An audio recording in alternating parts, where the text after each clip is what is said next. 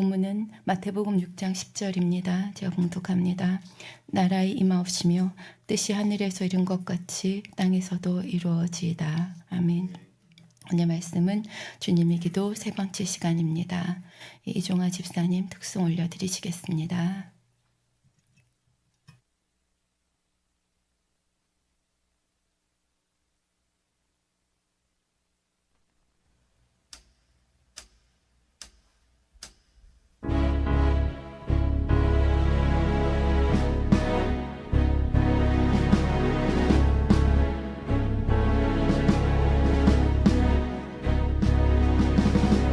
너의 푸른 가슴 속에 십자가의 흔적이 있다면 주위에 이제 일어나 너의 믿음 주께 보이라.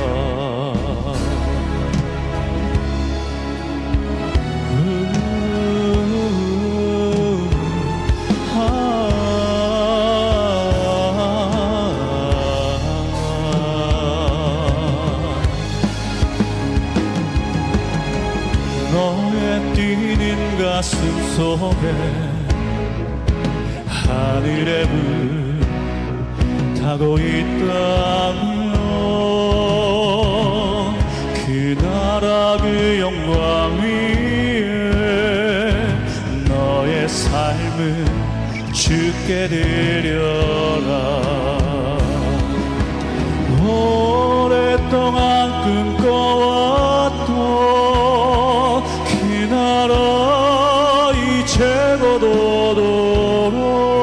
최고도록 우리 주의 은혜가 이 땅 입술며 흐르도록 하나님의 눈물을 가진 자 일어나 주님을 따르라. 너의 십자가 지고 주님을 따르며 온 세상 주의 영광 보겠네.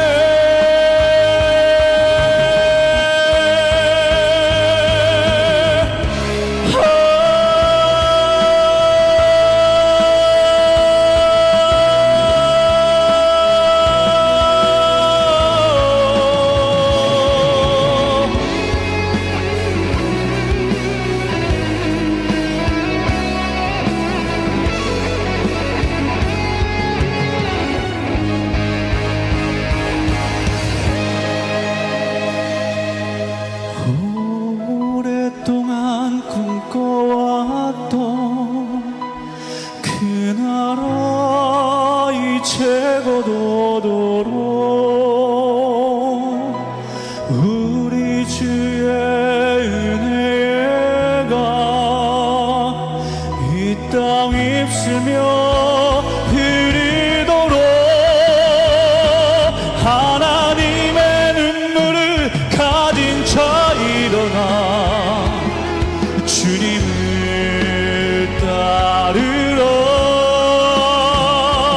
너의 십자가 지고 주님을 따르며 온 세상 주의 영광 보겠네.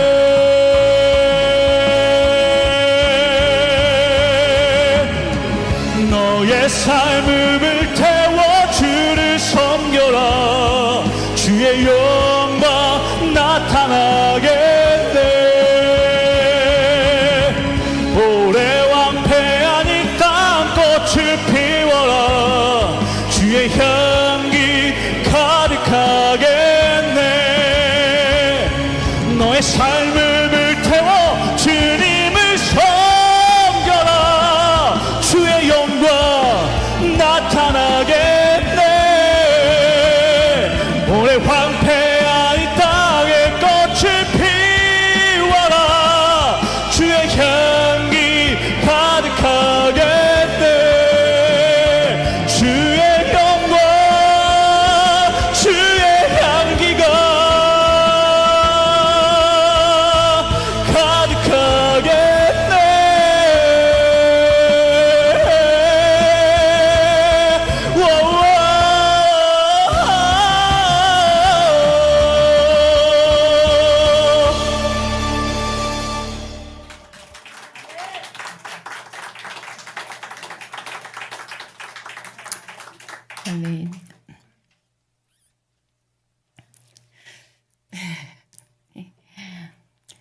동유럽의 루마니아라는 나라에 범브란트라는 목사님이 계셨습니다. 루마니아가 공산화되면서 1948년부터 14년간 신앙으로 인해서 옥고를 치르신 분입니다. 감옥에서 혹독한 고문을 당할 때는 의사가 그걸 지켜보고 있다가 맥박이 희미해지고 그 고문 때문에요. 의식이 흐려지면 그러면 이제 딱 숨이 끊어지겠다 싶으면 고문을 멈추고 치료를 합니다. 그래서 주사를 놓고 영양을 공급하고 그렇게 해서 좀 살만하면 다시 고문을 시작합니다. 그런 날들을 보내면서 이분이 이런 기도를 했답니다. 하나님, 그들은 제 뼈를 부러뜨리고 수십 군데의 살을 베어냈고요. 불로 지지고 18군데나 구멍을 뚫었습니다. 그러나 하나님, 저는 아직 견딜 수 있습니다. 저는 지금 저보다 더 힘든 형제들이 많을 테니까요. 그들에게 갚아주세요. 하나님께서 제게 침묵하실 때도 지금 내 형제를 방문하고 계시는구나 하고 생각하면 저는 기쁩니다. 하나님, 저는 잘 이기고 있습니다. 이런 기도 저런 기도 하면서 밤새워 이렇게 기도를 드리곤 했다고 하십니다. 그런데 혹독한 날들이 계속되고 세력이 떨어져 가면서 어떤 날은 그 고문을 당한 뒤에 감방에 던져졌는데 그 몇 마디 문장조차도 이렇게 만들어낼 그런 기도를 떠올릴 힘이 없는 날도 있었다고 합니다. 근데 그런 날은 이렇게 기도를 하셨대요. 주님, 죄송하지만 저 오늘은 기도를 드릴 힘도 도대체 없습니다. 제가요, 저 감방 한가운데로 기어가서요, 밤새 주님 앞에서 거기 누워만 있겠습니다. 주님, 그것만으로도 오늘은 기도로 받아주십시오. 그렇게 했다는 것입니다. 그 음침한 감옥의 그 한가운데 거기를 구별해드리고 그냥 누워만 있는 그 한 밤의 시간을 하나님께서는 어떤 장엄한 예배 못지않게 기쁘게 받아주셨을 거라고 저는 믿습니다. 그분에게 남은 기력의 마지막 그 한 방울까지 짜내서 거룩하게 구별해드린 그런 산제사였기 때문입니다. 만약 나중에 내가 하늘에서 이분을 만나게 되면 이분이 얼마나 큰 영광을 입고 계실까 생각을 해보았습니다. 지난 시간에 우리 이름이 거룩히 여김을 받으시오며 했습니다. 우리로 인해서 하나님께서 영광 받으시기를 구하는 기도입니다. 그러기 위해서 우리가 하나님의 것은 구별해서 드려야 한다 했습니다. 우리 하나님은 친근하고 따뜻한 아버지이십니다. 그렇지만 피조물이 감히 홀대할 만한 분이 아닙니다. 우리 인생에 쓰다 남은 것으로 시간과 물질과 정성의 찌꺼기 그런 것들을 바쳐도 괜찮은 그런 분이 아닙니다. 우리 삶의 가장 아름다운 것, 가장 최고의 것을 드려도 부족한 분이십니다. 그래서 예수님께서 기도를 가르쳐 주실 때 먼저는 하나님의 영광에 대해서 깨우쳐 주시는 것입니다. 우리가 하나님을 존귀하게 여기면서 영광 돌릴 때 하나님께서는 반드시 우리에게도 은혜로 갚아주십니다. 그렇기 때문에 우리 삶 가운데 아주 작은 부분이라도 하나님께 무엇인가 구별해서 특별히 드릴 수 있다는 것은 참으로 복된 일입니다. 오늘 주일 예배도 또 새로 시작한 주일 수예배도 오실 때에 늘 하던 것이니까 습관대로 한다 이런 마음이 아니라 아버지 오늘도 간절히 사모합니다. 꼭 만나주셔야 합니다. 이렇게 구별된 마음으로 보좌 앞으로 나아가시기를 바랍니다. 그럴 때 하나님께서도 만나주시고 영육간의 축복으로 갚아주시는 줄 믿습니다. 오늘 본문에 나라의 임하옵시며 했습니다. 나라가 하지 않고 왜 나라이 하느냐, 이건 옛날 문법이라서 신경 쓰실 것이 없고요. 하나님 나라가 임하게 하소서 하는 기도입니다. 말은 참 멋지게 들리는데 구체적으로 무슨 뜻인가 알고 기도하시는지 모르겠습니다. 하나님의 나라는 천국이지요. 근데 천국이 임하소서 하는 거지요. 그러면 세상 종말이 빨리 오게 해주세요 하고 기도하는 것일까요? 아니면 중세의 십자군 전쟁처럼 모든 나라가 기독교 국가가 될 수 있게 그렇게 싸우자는 것일까요? 결론부터 말하면 먼저는 우리 각자의 마음 안에 하나님의 나라가 임해야 합니다. 다음으로는 우리가 있는 곳, 가정이든 직장, 사회, 또 온 세상이 하나님의 나라 확장해 나가야 합니다. 그리고 마침내 세상 끝에는 주님께서 재림하시고 우리가 완전한 하나님의 나라에 들어갈 것인데 그 천국을 잘 준비하는 하루하루가 되게 하소서 하는 내용입니다. 예, 이 세 가지를 구체적으로 살펴보기 전에 우리가 먼저 기억할 것이 있습니다. 하나님의 나라, 그 나라라는 말은요, 그냥 나라가 아니라 원래 언어의 뜻이 왕국이라는 뜻입니다. 통치권에 관한 문제입니다. 하나님께서 왕으로 다스리는 나라, 그 통치가 미치는 곳이 하나님의 나라입니다. 거꾸로 말하면 하나님을 왕으로 인정하고 순종하는 백성들이 있는 곳이 하나님의 나라인 것입니다. 그런데 그 하나님의 통치는 세상의 통치와 달라서 억압하고 괴롭히고 휘두르고 이런 것이 아닙니다. 질서와 보호입니다. 하나님의 나라는 의와 평강과 희락이라는 말씀대로 그 백성들에게 그 삶 가운데 불의가 없고 공평과 평화와 기쁨이 넘치는 그런 곳입니다. 사실 성경 66권은요, 창세기부터 요한계시록까지 전체가 하나님의 나라를 다루고 있는 내용입니다. 우리에게 누가 너희 왕이냐 물으시는 것입니다. 창세기만 봐도 하나님께서 에덴을 지으시고 만물을 다스리는 권세를 아담에게 주셨습니다. 마치 왕과 같이 누리게 하셨습니다. 그렇지만 단 한 가지 금하신 것이 있습니다. 뭐지요? 네, 선악과를 금하셨습니다. 이것은 아담의 왕이 누구냐를 확인하는 것입니다. 선악과라는 그 한 가지 금지사항을 내가 지킨다라고 하는 것은 그 아담이 하나님의 나라에 속해 있다라는 증거였습니다. 그가 하나님의 통치와 보호 아래 있다는 상징입니다.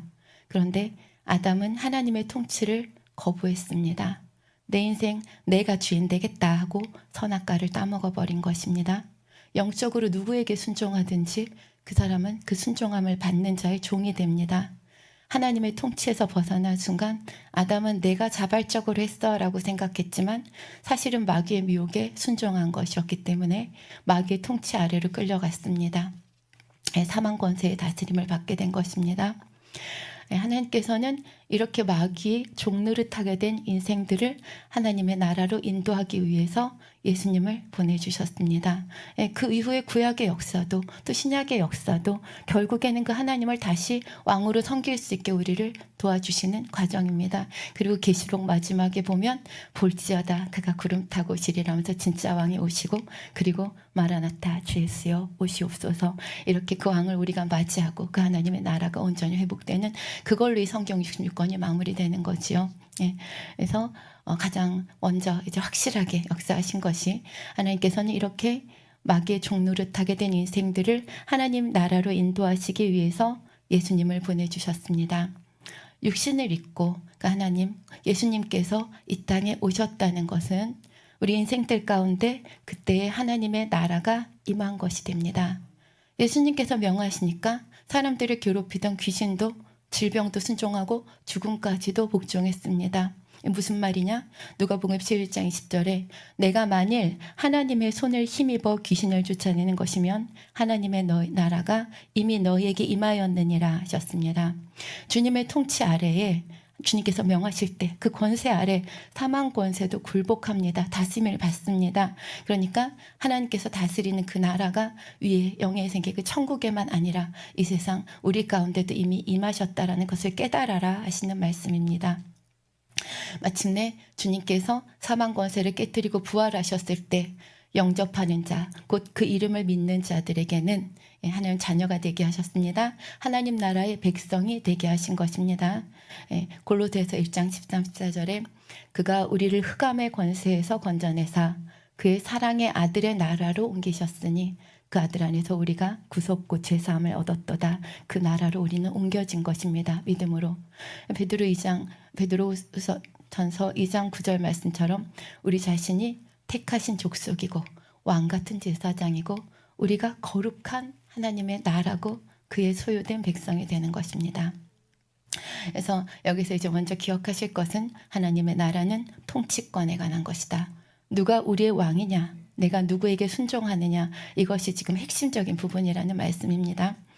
우리가 하나님을 왕으로 섬기면 그 말씀에 왕이라면 순종해야지요. 순종하면 우리의 삶은 왕 대신 하나님께서 책임지고 다스려 주십니다. 그럴 땐 우리 삶 전체가 하나님의 나라가 되어서 원수마귀 사단은 물러가야 하고요. 질병도 연약함도 재앙도 가난도 모든 어려움도 원래 우리에게서 떠나야 합니다. 이론적으로는 이렇게 되어야 한다라는 말입니다. 그런데 현실적으로는 문제가 생깁니다. 우리가 분명히 믿어요. 하나님 자녀라고 해요. 그런데 인생이 평안하지만은 않더라는 말입니다. 교회를 다니는데 눈물과 슬픔과 고통도 있어요.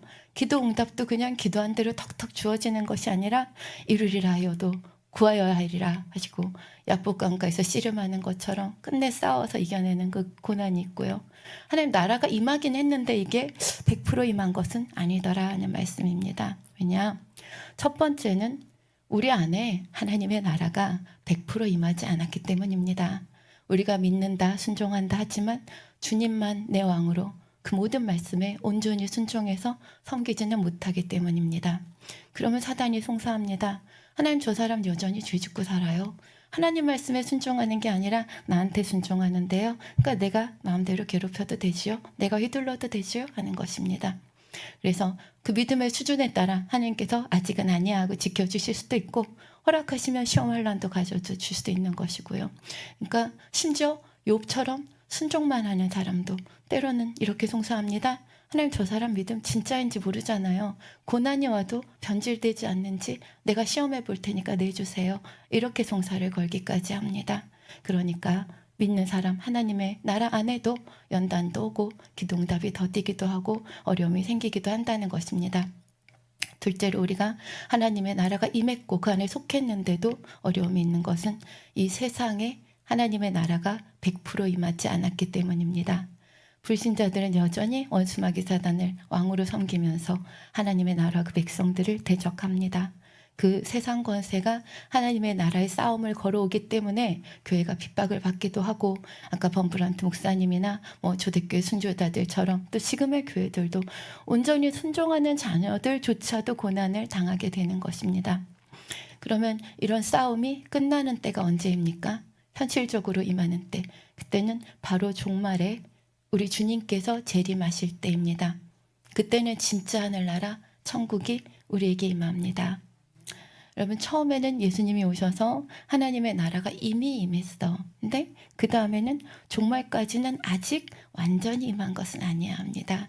그러니까 그 사이에 있는 이 갈등 상황, 이 상황을 신학자들은 이미 그러나 아직 이렇게 표현을 합니다. already but not yet 이러는데요. 우리가 하나님의 나라의 백성이 되었지만 아직은 이 땅에서 싸운다 하는 것입니다. 비유하자면은 출애굽한 백성들에게 하나님께서 이미 가나안을 주셨습니다. 그런데 그 땅을 싸워서 완전히 지배하고 정복하는 데까지는 시간이 걸렸습니다. 우리 신앙생활도 비슷합니다. 너희가 믿고 구한 것은 받은 줄로 이미 받은 줄로 믿어라. 저같이 치게 맞으셔서 너희가 이미 나음을 입었다 하지만 실상으로 그 열매를 따기까지는 내가 믿음으로 고백하고 행하고 하는 그 영적인 싸움들이 있더라는 말씀입니다. 이렇게 이미 임한 하나님의 나라, 그 이미 되어진 나라가 아직 손에 쥐어지지 않은 지금의 상황에서 온전히 눈에 보이고 만진 바가 되어질 때까지 나라가 임하옵시고 이렇게 기도하라고 주님께서는 가르치고 계시는 것입니다. 그럼 지금부터 어떻게 그 나라가 임하는가 그 기도의 의미를 구체적으로 살펴보겠습니다. 첫째로 우리 마음 안에 하나님의 나라가 온전히 임해야 한다 했죠. 누가복음 17장 21절에 하나님의 나라는 너희 안에 있느니라 했습니다. 정말로 여러분 안에는 하나님의 나라가 있습니까? 아멘이시죠. 하나님만 주님만이 나의 왕이십니까? 그렇게 되기를 아멘입니다. 그러면 왕의 말씀에 온전히 순종하시겠죠. 아니 왕한테 거역하면 반역이잖아요. 죽어요. 근데 성령의 음성 또 성경의 말씀 그 왕의 음성에 순종해야 합니다. 그런데 순종하지 못하는 만큼 그 부분만큼 우리 안에는 하나님의 나라가 건설되지 못한 부분이 남아있더라는 말씀입니다. 언더 컨스트럭션 그러죠. 공사 중하고 팻말을 지금 딱 붙여놓은 거예요. 아버지 아직은 좀 진행 중입니다. 온전히 순종하려면 어떻게 해야 하느냐? 우리의 마음밭을 기경해야 합니다. 경작입니다. 예. 창세기 보면 아담이 에덴에서 쫓겨난 순간부터 하나님께서는 사람에게 자기의 근본된 토지를 갈게 하신다 했습니다. 연초에 심은 대로 거두리란 말씀에서 다 들으셨어요? 원래 아담이 지음받았을 때는 그 마음이 좋은 밭이었습니다. 흙으로 지으셨을 때. 하나님께서 말씀의 씨를 뿌리시는 대로 풍성한 열매를 맺었습니다. 그러니까 왕같이 형통하게 권세를 누리며 살았습니다. 그런데 범죄에서 하나님과의 교통이 끊어지고 마귀에게 순종해서 그 종으로 살면서 밭이 황폐해지기 시작을 했습니다. 그래서 그 황폐해진 상태, 그 마음 밭을 마가복음 4장에 보면 예수님께서 4가지로 비유하고 계십니다. 먼저 15절에 말씀이 길가에 뿌리었다는 것은 이들이니 곧 말씀을 들었을 때에 사단이 즉시 와서 저에게 뿌린 말씀을 빼앗는 것이라고 했습니다. 길가는 사람들이 밟고 다녀서 굳어져 버린 땅입니다. 씨를 뿌려도 뿌리를 박을 그런 틈이 없죠. 그러니까 그 위를 굴러다니다가 새한테 먹혀버립니다. 이런 마음은 아무리 하나님의 말씀을 들어도 귀가 막힌 것처럼 내 생각에 안 맞으면 순종하지 못하는 마음입니다. 신앙생활해도 말씀대로 변화하려고 하는 게 아니라 자기 생각대로 자기 고집대로만 버티는 사람입니다. 믿음의 성장이 없죠. 세상의 지식, 자기의 틀, 교만 이런 것을 고집하고 있는 만큼 하나님의 말씀이 안 들리는 것입니다. 이게 하나님의 뜻이야 하고 가르쳐줘도 나는 그렇게 생각하지 않아 하는 것입니다. 물론 마음이 온통 길가 바치면 믿지도 않지요. 교회도 안 나오지요. 아예 불신자를 말하는 게 아닙니다. 지금 밭들은 교회를 다니기는 하는데 부분만큼이 단단한 마음이 다리 잡아서 어떤 말씀은 듣고 어떤 말씀은 안 듣고 그러는 것입니다. 그 길가가 많으면 아주 생통나무라고 부르는 그런 아주 초신자가 되겠죠. 근데 때로는요. 초신자가 아니라 신앙생활이 오래되어서 믿음이 좋은 것 같은 분들, 충성하는 분들도 영적인 교만이 쌓이면요. 아주 일부분이라도 그 길가가 만들어지는 경우가 있습니다. 내가 성경 말씀을 많이 들어서 잘 알아. 하나님 일 많이 해봐서 이렇게 하면 되는 거 나는 알아.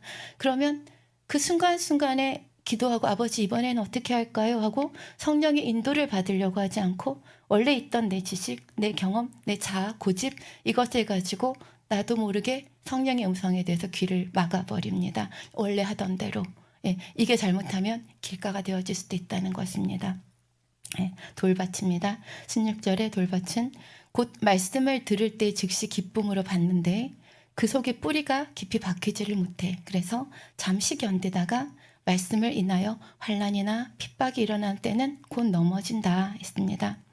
종종 부흥회 때 같을 때 은혜가 있으면 한번 그 성령의 불을 받았어 깨달았어 하면 갑자기 충만해지고 뜨거워져서 온갖 모임에 다 나오고 눈물 콧물로 날들을 지내는 경우들이 있습니다. 이것은 시간이 얼마나 오래 진실함으로 지속되는가가 중요합니다. 세상 사랑하는 마음이 바위돌처럼 깊이 박혀 있으면 열심히는 했는데 시간이 지나면서 스물스물 옛 추억이 떠오릅니다. 신나게 교회 생활하던 것들이 갑자기 부담스럽고 피곤하고 짐스러운 것 같아 느껴지기도 합니다. 이렇게 칼칼할 때 한 잔 딱 하면 좋았는데 이렇게 아니면 나 옛날처럼 혹은 지금 저 세상 친구들처럼 재밌었는데 나도 다시 즐기면서 살고 싶다. 생숭생숭해지면서 기도도 쉬고 싶고 예배도 빠지고 그러다가 결국은 말씀을 저버리는 것입니다. 또 핍박이나 고난이 올 때는 말씀을 붙잡고 더 불같이 기도해서 뚫어내야 하는데 그래야 능력이 생기고 믿음이 성장하죠. 근데 말씀에 뿌리가 없으니까 싸워서 이기는 게 아니라 그냥 들어 누워버립니다. 덜컥 시험에 들어버립니다. 이렇게까지 해서 내가 믿어야 되나 하는 것입니다. 성경에 보면 바울이 로마 감옥에 2번 갇히는데요. 처음에 갇혔을 때 곁에서 힘이 되었던 데마라는 사람이 나옵니다. 2번이나 서신서에 데마도 너희가 같이 너희에게 문안하고 있어. 그 생활에 같이 힘이 되어주고 있는 거예요. 그 고난 중에도. 근데 2번째로 바울이 감옥에 갇히고 순교할 때가 다가오니까 이거 너무 심각해 상황이. 이거는 아닌 것 같아. 데마는 바울을 떠났습니다. 이에 바울은 데마는 세상을 사랑하여 나를 버리고 갔다 하고 씁쓸하게 기록을 합니다.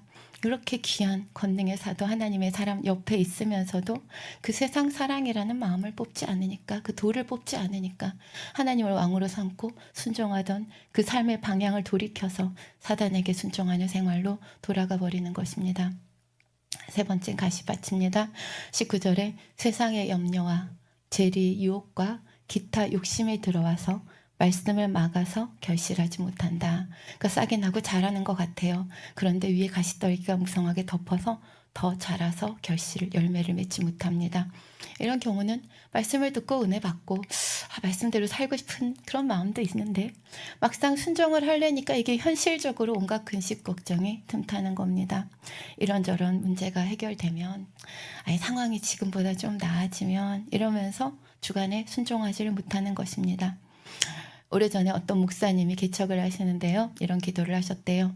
하나님, 우리 교회가 부흥해서 100명이 되면 우리 교회에서 선교사, 해외 선교사 1명을 후원하겠습니다. 그러면 이제 생활비하고 사역비를 대주려면 매달 몇백만 원이 나가겠지요. 실제로 100명이 돼서 이제 약속을 지켜야겠다 하고 재정에 이때 말을 꺼냈습니다. 매달 수백만 원씩 고정 지출이 생긴다 하니까 이제 정부 일꾼들이 와글와글 반대를 합니다. 목사님은 하나님과 약속은 지켜야 되겠고 심란하지요. 한 분이 타협안을 냅니다. 목사님, 지금은 예배 인원이 100명이고요. 11조 잘 내는 알곡 성도가 100명이 될 때가 진짜잖아요. 그때 가서 하시지요. 11조 인원은 출석 인원과 차이가 많이 나거든요. 목사님이 원래 자기 서원하고 다른데 하고 알면서도요. 그래, 그것도 100명이긴 하네 하고 물러서 버렸습니다. 그리고 얼마 후에 이분이 갑자기 쓰러졌어요. 건강하신 분이었는데. 그리고 몸이 마비가 돼서 꼼짝도 못하게 들어 누워 버렸습니다. 마음에 오는 게 있어서 그 마비된 상태로 즉시 금식하면서 기도를 시작했는데 또렷하게 음성이 들리더래요. 너 지금 시작하는 게 맞냐? 안 하는 게 맞냐? 시작하는 게 맞지요. 그러니까요. 너무 슬픈 음성으로 그러시더랍니다. 그런데 너 왜 그랬어? 차라리 호통을 치시면 좋겠는데 그렇게 너 왜 그랬어? 그러시니까 너무 죄송해서 더 죄송해서 목사님이 눈물로 회개하고 또 회개를 했습니다. 그렇게 회개하고 나서 일주일 만에 벌떡 일어나서 걸으셨답니다. 그 마비가 풀린 거예요. 이분은 아마 이 한 번의 체험으로 그 염려, 근심이나 재리의 유혹이나 이런 현실적인 모든 순종을 가로막는 가시떨기를 확 뽑아버리셨을 것입니다. 이런 마음밭들의 종류는요. 사람마다 한 가지에만 해당하는 것이 아닙니다. 나는 100% 돌밭이야. 나는 100% 가시밭이야. 이런 게 아니라 한 사람 안에 섞여 있는 겁니다. 뭐가 몇 프로씩 있는지 그건 각자 다 다른 것이겠죠. 호세아 10장에 보면요. 이스라엘이 하나님을 대적하고 우상 숭배를 하는 그 결과로 많은 날 동안 너에게는 왕이 없을 거다 하십니다. 그 왕의 그 하나님의 보호가 사라지고 세상 권세 아래 있게 됩니다. 그래서 너희는 송아지처럼 강제로 멍에를 메고 밭을 가는 것처럼 그렇게 연단을 받게 될 거야 하고 경고하는 말씀이 나와요. 그래서 12절에 말씀하십니다. 너희가 자기를 위하여 의를 심고 긍휼을 거두라. 지금이 곧 여호와를 찾을 때니 너희 묵은 땅을 기경하라. 밭을 경작하라 하는 것입니다. 마침내 여호와께서 임하사 의를 비처럼 너에게 내리시리라. 아담 이후로 묵어버린 그 땅을 우리가 경작해야 합니다. 예수 그리스도로 말미암아 성령으로 말미암아 의를 비처럼 내려주시는 은혜의 단비가 내려지는 지금은 우리가 할 수 있습니다. 길가처럼 단단한 땅은 갈아엎어버리면 되고요. 돌은 골라내고 깨뜨리면 됩니다. 가시떨기는 뽑아버리면 됩니다. 내 힘과 의지로는 안 됩니다. 예배와 기도가 그래서 필요합니다. 하나님의 능력이 임해하기 때문입니다. 신령과 진정으로 예배하면 하나님의 말씀은 그냥 글자가 아니라 내가 원래 알고 있던 지식이 아니라 살아 운동력 있는 검이 되어서 날쌘 검처럼 나를 찔러 쪼갭니다. 그러면 모르고 있던 내 모습이 보입니다. 야, 내가 이렇게 거짓된 마음이 있구나. 나 겸손한 줄 알았는데 어떻게 이렇게 교만하지?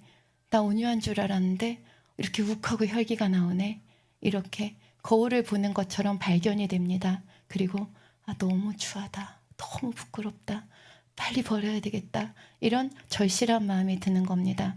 그러면 그 말씀을 붙잡고 흘러버리면 안 됩니다. 그럼 거울을 보고 잊어버리는 사람과 같아요.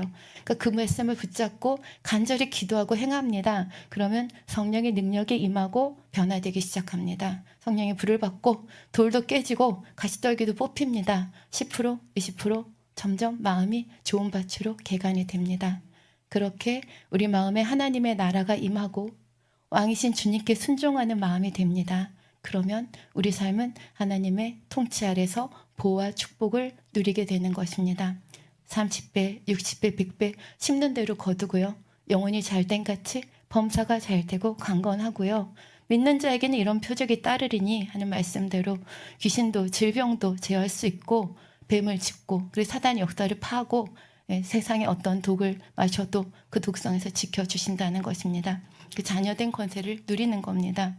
이렇게 하나님 우리 마음밭을 개간하게 해주세요 하는 간구가 하나님의 나라를 우리 안에 임하게 하시라는 나라에 임하옵시고 하는 그 기도 안에 담겨 있는 것입니다. 둘째로 하나님의 나라가 임하옵소서. 이것은 이 세상에 하나님의 나라가 확장되게 하옵소서 하는 것입니다. 원수마귀는 교회를 보고 성도들을 보면 저 영혼들이 원래 다 내 거였는데 하나님께 빼앗겼다라고 생각할 것입니다. 그러니 어찌하든지 성도들이 믿음을 저버리게 해서 다시 자기 것으로 찾아오려고 하죠. 또 더 이상 사람들이 구원받지 못하게, 그래서 하나님의 나라가 더 확장되지 못하도록 회방을 합니다.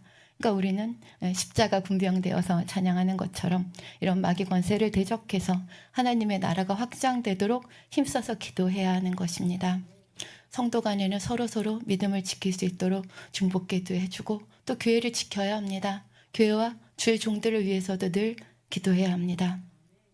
또 믿지 않는 가족, 이웃, 친척, 직장, 학교, 지역사회까지 우리로 인해서 복음이 전해지도록 힘써야 하는 것이고요.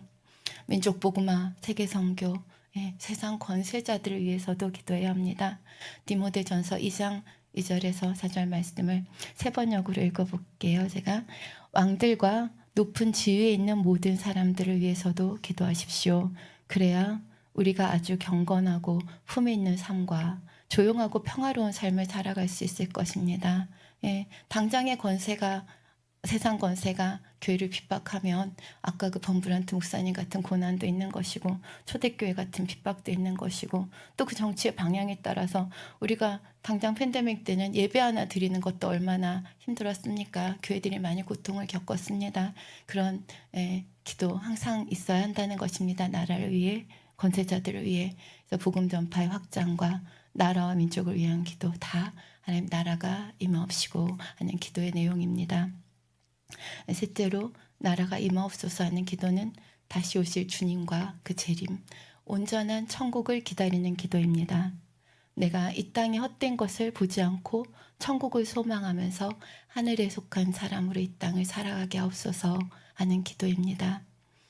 교회에 개척하고 얼마 안 되는 기간이었는데 우리 성도님들의 가족분들 중에서 3분이나 소천하셨습니다. 다행히도 다 구원받고 평안하게 임종하셨어요. 그런데 다들 이 땅에 계실 때는요, 그러니까 평안하게 소천하시기 전에는 조금 더 수명이 연장되기를 바라셨습니다. 제가 볼 때는 그랬어요. 그 중에 한 분은 믿음이 좋으셨는데 거동을 못하고 누워 계신 지가 오래되셨어요. 병상에서 막 의식도 약간 이렇게 왔다 갔다 하시고 발음도 잘 안 되세요. 그런데도 계속 무슨 말씀을 하시는데 잘 들어보니까 그래요. 내 자녀들이 하나님을 말로만 믿으면 안 되는 거야. 말로만 믿으면 안 돼. 행함과 진실함으로 섬겨하는 거야. 진실하게 섬겨야 돼. 그래서 그런 말씀을 반복을 하시는데 참 감사하고 안심이 되기도 하고 은혜도 되었습니다.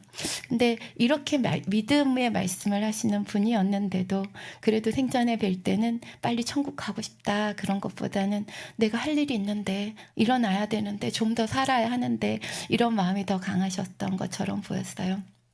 그런데 지금에 와서 이제 천국에 가신 이분에게 만약에 이 땅으로 지금 돌려보내줄 테니까 몇 년만 아니면 한 달만 더 살다 와라.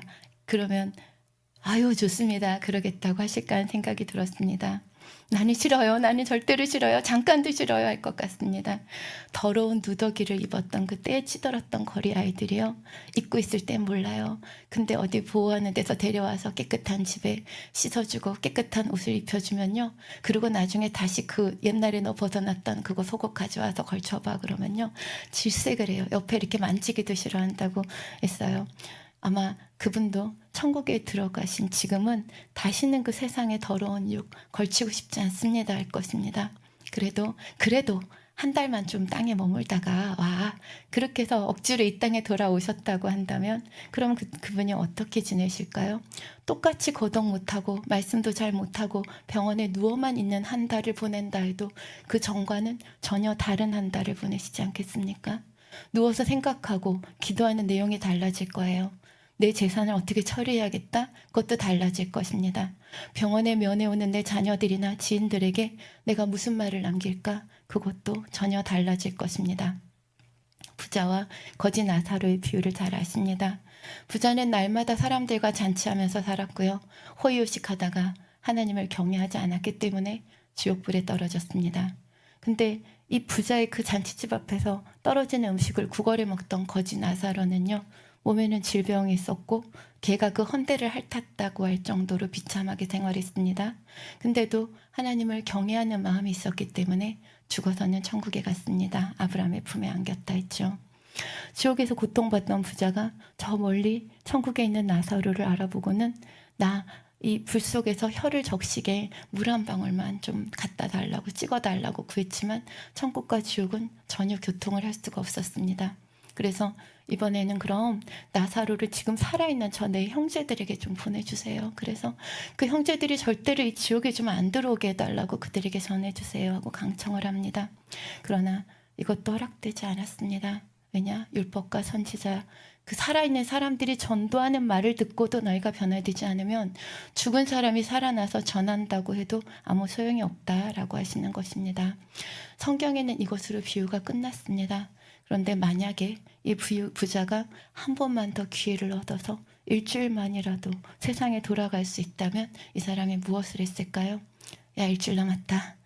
내가 이렇게 많이 쌓아둔 재산 아까운데 일주일 안에 다 쓰고 가자, 다 누리고 가자. 그러면서 예전보다 더 호화롭게 잔치하고 방탕하고 그렇게 살았겠습니까? 아니면 며칠이라도 내가 일주일만큼 더 열심히 창고에 보물을 더 쌓아야지, 더 영화를 누려야지 하겠습니까? 내가 죽으면 내 사랑하는 자녀들이 뭐 먹고 살까 염려하면서 집도 사주고 건물도 사주고 창고에 보물도 더 쌓아서 물려줘야지 이러겠습니까? 아니면 얘들아 나 일주일 있으면 나는 더 이상 얘기를 할 수 없는데 절대로 너희들 지옥불에 떨어지면 안 돼. 꼭 평생에 하나님 잘 믿고 천국 가야 된다. 이러면서 어떻게든 그 믿음의 유산을 남겨주려고 하겠습니까? 그 불 속에서 걱정했던 그 형제들, 그 사람들에게는 어떻게 할까요? 당장이라도 달려가서 내가 봤다고, 진짜로 천국과 지옥이 있다고, 당신들 하나님 경외하고 살아야 된다고, 안 그러면 큰일 난다고 매달려서 전하지 않겠습니까? 이 땅에서 또 닥쳐오는 어떤 걱정거리들이 있어요. 뭐 사업이 망했어요, 일주일 동안에. 안 그러면 온몸에 갑자기 크고 중한 질병, 사고가 나서 다리가 부러졌어요. 몸이 찢어지는 고통이 있어요. 근데 그 고통보다, 근심보다 더 심각한 고민이 이 사람에겐 있을 겁니다. 일주일 뒤에 나 다시 죽으면 나 또 그 지옥의 불 속으로 떨어지면 안 되는데 내가 뭘 어떻게 해야 거기를 안 가고 천국에 갈 수 있을까?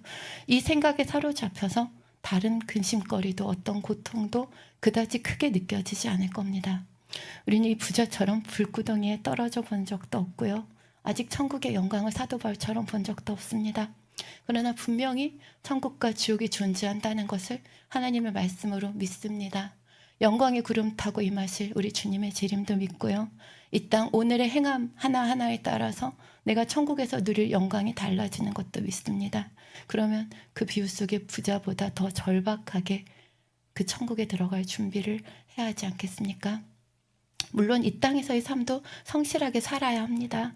그러나 내가 지금 땅에 쌓는 것과 하늘에 쌓는 것 중에서 내 인생의 비중이 어느 쪽에 더 쏠려 있느냐, 어느 쪽에 더 마음을 많이 쏟고 있느냐, 그걸 생각을 해보면 내가 장차 노래할 그 하나님의 나라를 얼마나 진심으로 믿고 있는가 점검할 수 있다는 말씀입니다.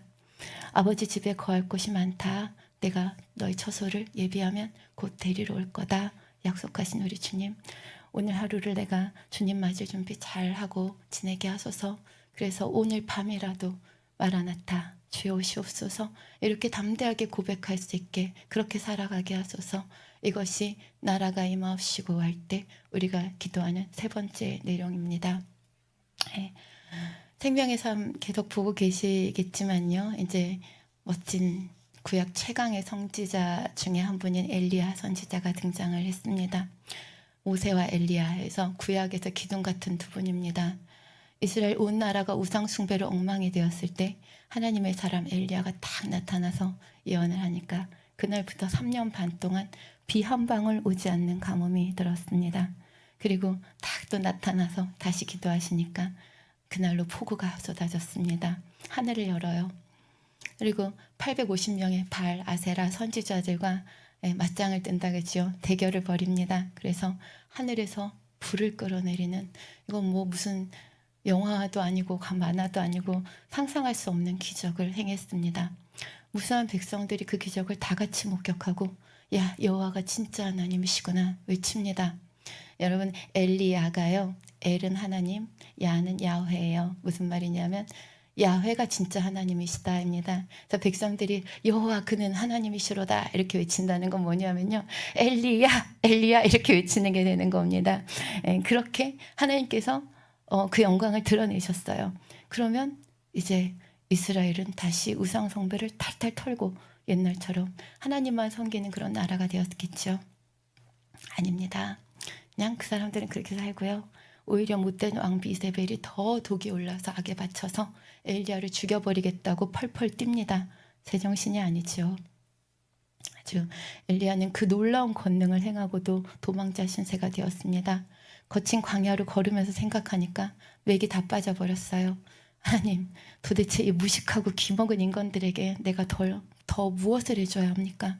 가뭄과 비와 하늘에서 떨어지는 불과 온갖 기적을 다 보여주는데 인간들이 양심이 있으면 회개하고 하나님 나라로 좀 변화되어야 하는 게 아닙니까?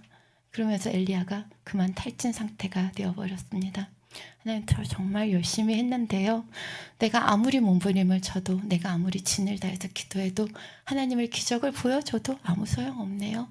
인간의 마음이 변하지를 않아요. 세상에 진실하게 하나님 믿는 사람은 나뿐인 것 같아요. 근데 하나님은 지치지도 않으시고요, 요동하지도 않으십니다. 그냥 다시 엘리야에게 사명을 주십니다.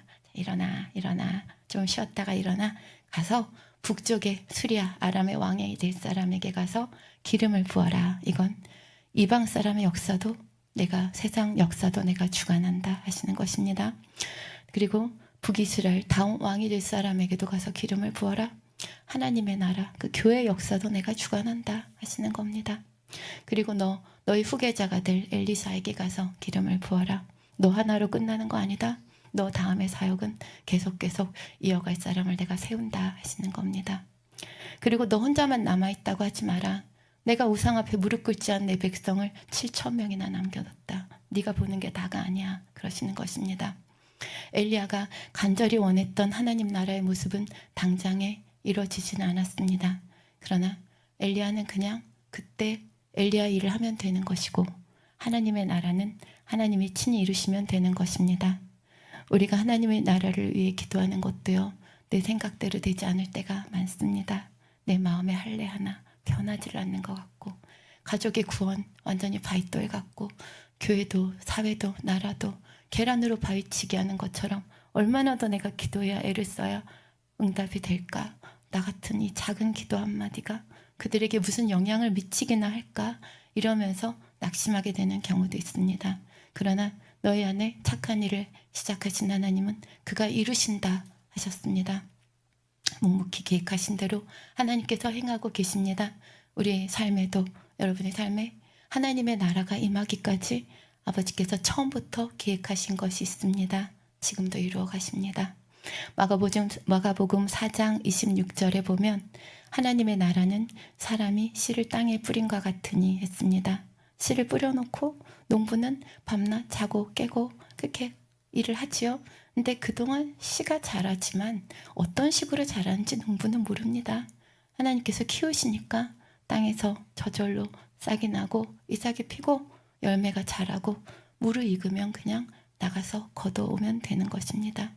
그렇게 하나님의 나라는 하나님께서 이루시는 줄을 믿기 때문에 우리는 하루하루 기도의 씨를 뿌리고 가꾸면 되는 것입니다. 네, 찬양하신 후에 기도하십니다. 아버지, 내 안에 하나님의 나라가 임하옵소서. 마음밭이 정결한 밭으로 다 개간되어서 왕이신 주님께 순종만 하게 하소서. 내가 주인 삼은 모든 거 내려놓습니다. 주님만이 나의 왕이 되어 주옵소서. 그리고 이 땅, 가정과 사회와 나라가, 온 세상이, 황폐한 이 땅이 회복되어서 하나님의 나라가 되게 하소서. 그리고 마침내는 보라, 그가 구름 타고 오시리라. 그 말씀하신 마지막 날에 우리가 담대히 주의 나라에 들어가게 잘 준비하는 오늘이 되게 하여 주옵소서. 그렇게 기도하시겠습니다.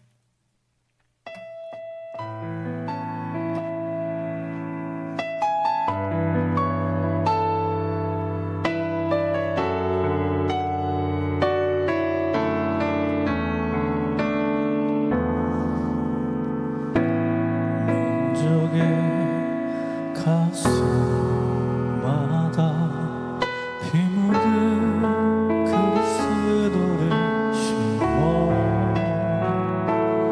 이 땅에 푸르고 푸른 그리스도의 계절에 오게 하소서.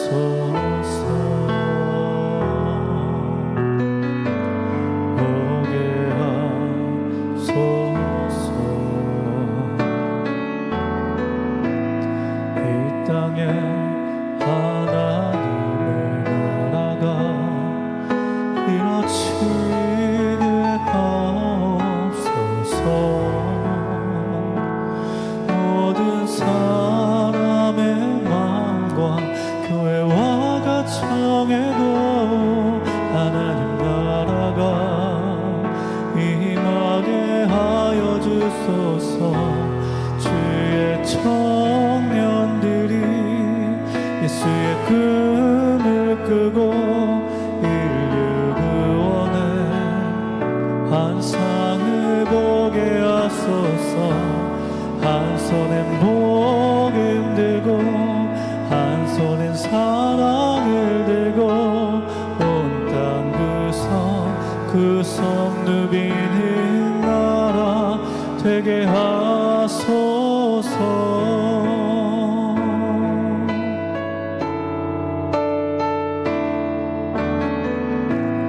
이 땅에 하나님의 나라가 이루어지게 하옵소서. 모든 사람의 마음과 교회와 가정에도 하나님 나라가 임하게 하여 주소서. 주의 청년들이 예수의 꿈을 끄고 인류 구원의 환상을 보게 하소서. 한 손엔 복음 들고 한 손엔 사랑을 들고 온 땅 구석 누비는 나라 되게 하소서. 주여 하시고 기도하시겠습니다. 주여, 아버지 하나님 감사합니다. 하나님 아버지가 역사해 주셔서 아버지 하나님 성령들 이 마음들 아버지 이제 깨어지게 하소서. 하나님 나라가 임하기를 원합니다. 하나님만이 나의 왕이 되시기를 원합니다. 내 안에 단단한 길가 같은 마음을 깨지게 하소서. 세상 사랑하는 돌 같은 마음도 아버지 골라내고 깨뜨리게 하여 주옵소서. 죄의 유혹과 세상 근심과 아버지 이 땅의 모든 염려 근심들 아버지 육세 생각들 동원하지 않게 하시고 오직 듣는 대로 말씀에 하나님 말씀에 순종만 하게 하여 주옵소서. 저 성령의 음성을 밝게 듣고 아버지만 깊이 알아 순종하게 하여 주옵소서. 우리의 발걸음마다 가는 곳마다 아버지 나라 확장되게 하시고 이 나라 민족을 위해서 기도하게 하여 주시기를 원합니다. 다시 오실 주님 진실로 사모하며 하루하루 아버지 하늘에 쌓아가는 삶을 살 수 있도록 도와주시기를 원합니다. 왜 아버지 일어나지 못합니까? 왜 순종하지 못합니까? 왜 아버지 하늘에 쌓지 못합니까? 않겠습니까? 아버지 무엇이 그리도 아버지 미련이 않겠습니까? 아버지 하나님 다 놓고 가는 것입니다. 아버지 부르시면 다 놓고 가는 것입니다. 아버지 하나님이 하루하루 아버지 이 땅에서도 아버지 나라가 임하는 만큼 아버지 그 영광과 통치를 누릴 수 있다고 하십니다. 아버지 주를 믿을 수 있는 그 믿음, 아버지